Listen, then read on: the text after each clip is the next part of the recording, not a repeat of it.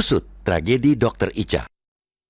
Di mana hebatnya Bapak tidak ada lagi Bapak. Anak saya ketakutan, bagaimana kalau rumah sakit izin pelayanannya dibekukan.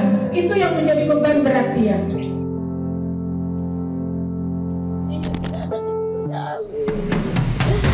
Malam dan setiap hari bentar jangan dibentar saya sudah tidak benar-benar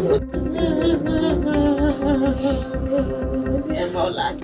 Tragedi yang dialami Dr. Elisa Prinsila Utami Pakenoni atau Dr. Ica ialah potret buram negeri ini. Garda terdepan dalam dunia medis, tetapi perlindungan terhadap kesehatan jiwa mereka justru luput dari perhatian, pembelaan, dan juga penguatan.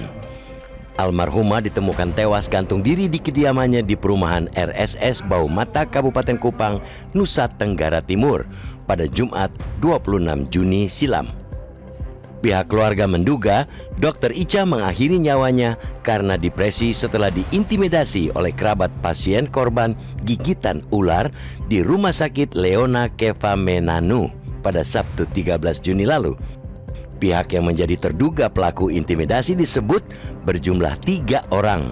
Mereka ialah anggota DPRD Timor Tengah Utara dari 3 partai berbeda.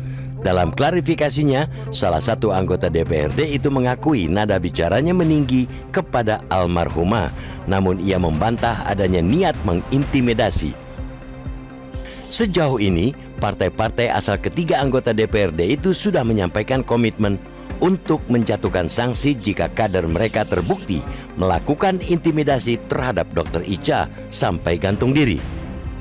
Partai-partai itu juga tengah menjadwalkan pemanggilan terhadap anggota mereka untuk dimintai klarifikasi. Polres Timor Tengah Utara menyebut sudah memanggil ketiga anggota DPRD tersebut. Publik tentu berharap proses hukum tidak berhenti pada pemeriksaan semata, melainkan berujung pada pengungkapan fakta secara terang benderang dan penegakan hukum tanpa pandang bulu. Langkah cepat aparat kepolisian kita harapkan bukan formalitas, melainkan pintu masuk untuk mengungkap seluruh fakta dan memastikan pihak yang harus bertanggung jawab atas depresi yang dialami Dr. Ica. Kalau perlu, kasus yang sedang mendapat atensi luas di masyarakat ini disupervisi langsung oleh Polda Nusa Tenggara Timur. Hal ini penting agar proses penyelidikan dan penyidikan berjalan independen, transparan, dan akuntabel. Kesigapan Polri ini sangat dibutuhkan demi menerobos tembok tebal di Timor Tengah Utara. Sebelum meninggal, Dr. Ica sebenarnya sudah melaporkan kasus tersebut ke Badan Kehormatan DPRD dan Ikatan Dokter Indonesia (IDI) Cabang Timor Tengah Utara didampingi pimpinan Dinas Kesehatan pada Senin 22 Juni lalu. Upaya pengaduan tersebut ditempuh almarhumah yang sebelumnya mendapat perawatan di rumah sakit karena depresi. Namun 4 hari setelah pengaduan dilayangkan dokter muda berusia 27 tahun, itu malah ditemukan mengakhiri nyawa. Rangkaian peristiwa inilah yang harus diusut secara menyeluruh, transparan, dan berkeadilan agar tidak menyisakan ruang bagi spekulasi maupun ketidakpercayaan publik. Seorang ibu yang melahirkan dia, membesarkan dia meregang nyawa karena pihak-pihak tertentu atau oknum-oknum tertentu yang tidak bertanggung jawab, yang begitu sangat luar biasa menekan psikologis anak saya. Selain bahwa dugaan-dugaan itu perlu segera ditindaklanjuti, kasus ini memberi pesan bahwa negara tidak boleh menunggu jatuh korban berikutnya untuk memastikan setiap tenaga medis dan tenaga kesehatan yang sedang menjalankan tugas pelayanan memperoleh perlindungan nyata. Negara harus bisa menghadirkan lingkungan yang benar-benar peduli terhadap kesehatan mental para tenaga kesehatan yang selama ini kita sebut sebagai pahlawan. Pekerjaan seorang dokter tidak hanya menguras tenaga dan waktu, tetapi juga emosi serta ketahanan mental. Tekanan pekerjaan, jam kerja yang panjang, beban tanggung jawab atas keselamatan pasien, hingga relasi kerja yang tidak sehat dapat menjadi akumulasi persoalan yang tidak boleh dipandang sebelah mata.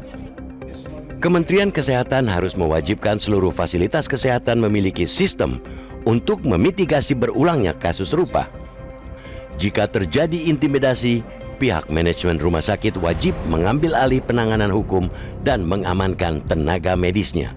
Lebih jauh lagi, ketika keselamatan fisik maupun ketenangan batin seorang dokter terancam akibat intimidasi, perundungan atau tekanan dari penguasa lokal, negara tidak boleh membiarkannya bertahan sendirian di garis depan. Harus ada mekanisme cepat dan berpihak pada keselamatan untuk memindahkan atau mengevakuasi tenaga kesehatan tersebut ke fasilitas kesehatan lain tanpa sedikit pun mengorbankan hak-hak kepegawaiannya. Kita harus katakan bahwa tidak ada pengabdian yang layak dibayar dengan rasa takut, dan tidak seorang pun yang mengabdikan hidupnya untuk menyelamatkan orang lain pantas kehilangan perlindungan dari negaranya sendiri.